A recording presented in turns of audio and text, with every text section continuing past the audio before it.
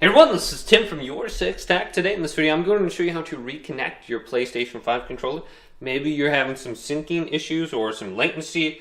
So on the home screen here, let's go up to the top and go to Settings. Then scroll on down until we get to Accessories. Then under here, let's go to General and go to Bluetooth Accessories. Now, locate the controller you're having an issue with and you want to reconnect. So I'm going to choose the DualSense wireless controller I'm currently connected with. And then I'm going to go to delete.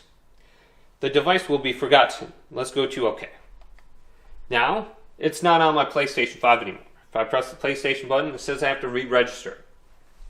So we want to put our controller into the Bluetooth syncing mode.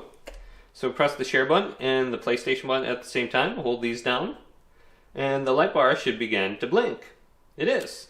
Now, using your TV remote, we can scroll on down, or we can use the second controller, and we can select the DualSense wireless controller. Otherwise, if you have a USB cable, you can just simply reconnect it and press the PlayStation button. That'd work also.